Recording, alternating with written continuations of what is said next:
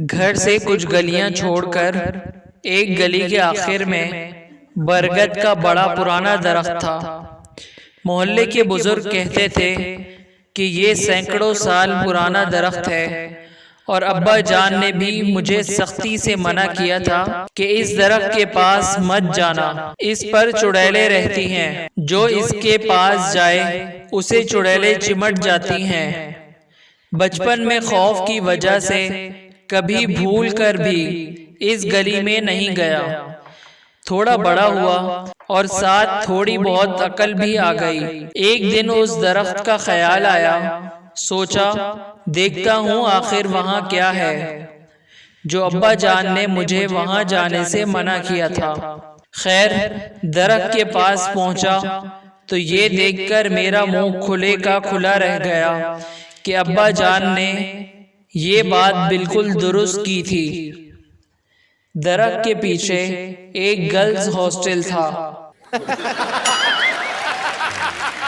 بڑی کنفیوژن ہوتی رہتی تھی جب بائیولوجی کی ٹیچر نے پڑھایا سیل کا مطلب جسم کے سیل، فزکس کے ٹیچر نے پڑھایا سیل کا مطلب بیٹری، اکنامکس کے ٹیچر نے پڑھایا سیل کا مطلب فروخت، اکنامکس کے ٹیچر نے پڑھایا سیل کا مطلب فروخت کا لکھو، ہسٹری کے ٹیچر نے پڑھایا سیل کا مطلب جیل، انگریزی کے ٹیچر نے پڑھایا سیل کا مطلب موبائل۔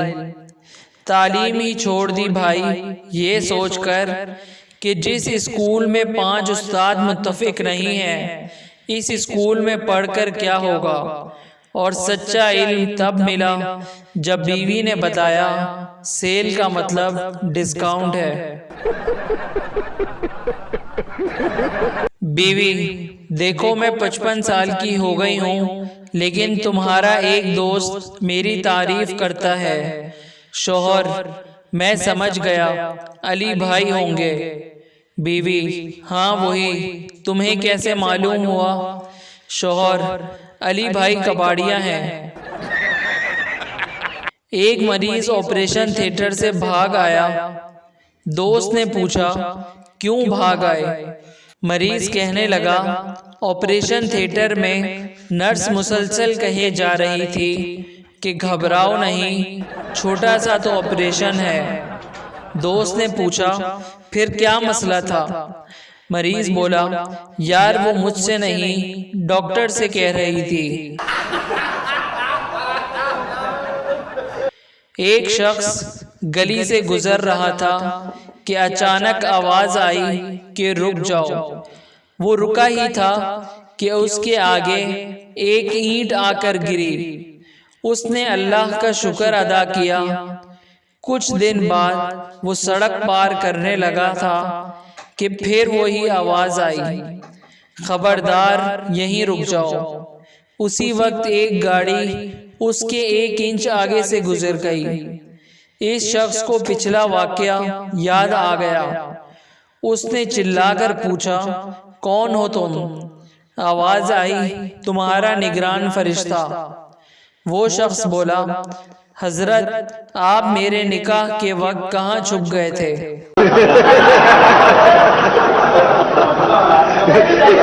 داماد سسر سے: ابا جی آپ کی بیٹی نے میری ناک میں دم کر رکھا ہے۔ سسر: بیٹا میرے بارے میں سوچو، میرے پاس تو اس کی اماں ہے۔ ایک مولوی نے چرسی کو مسجد میں وضو کرتے دیکھا تو پوچھا اوئے چرسی تم یہاں؟ چرسی جھٹ سے بولا صحیح مرچیں تو آپ کو تب لگیں گی جب آپ مجھے جنت میں دیکھیں گے۔ ایک شیخ نے عربی کو خون دے کر اس کی جان بچائی۔ عربی نے اسے BMW کار گفٹ کی۔ کچھ عرصے بعد عربی کو پھر سے خون کی ضرورت پڑی۔ اس بار عربی نے اسے ڈنگ ڈونگ ببل کا پیکٹ گفٹ کیا۔ شیخ غصے سے: مرسڈیز کیوں نہیں دی؟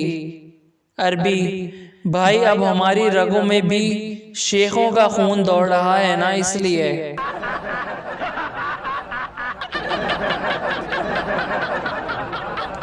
استاد شاگرد سے: تم بڑے ہو کر کیا کرو گے؟ شاگرد: نکاح۔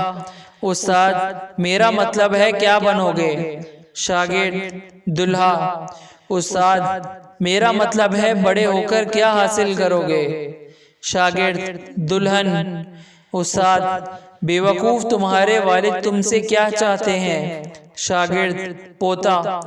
استاد: ابے گدھے، تمہاری زندگی کا کیا مقصد ہے؟ شاگرد: شادی۔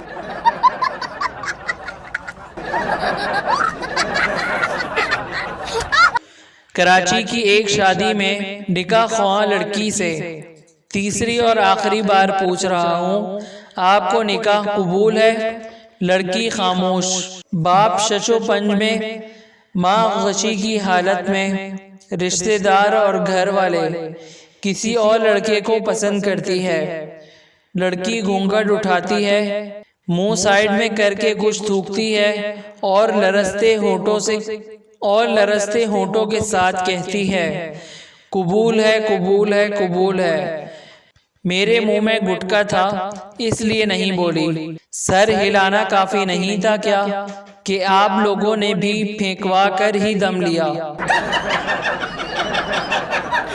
ایک آدمی اپنی بیوی کو دفنا کر گھر آیا تو بادل گرجنے لگے، بجلی کڑکی اور طوفان آ گیا۔ شوہر نے آسمان کی طرف دیکھا اور بولا، لگتا ہے پہنچ گئی ہے۔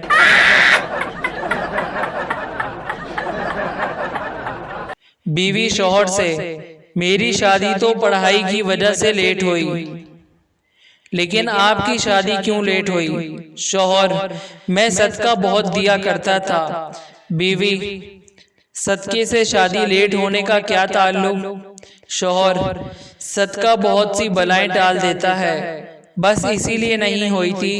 اس سال کچھ مصروفیت کی وجہ سے صدقہ دینا بھول گیا تھا، اس لیے۔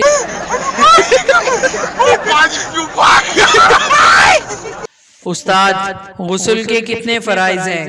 شاگرد: فرائض کیا ہوتے ہیں؟ استاد: جن کے بغیر غسل نہیں ہوتا۔ شاگرد: 4 ہیں، بالٹی، مگا، صابن، تولیہ۔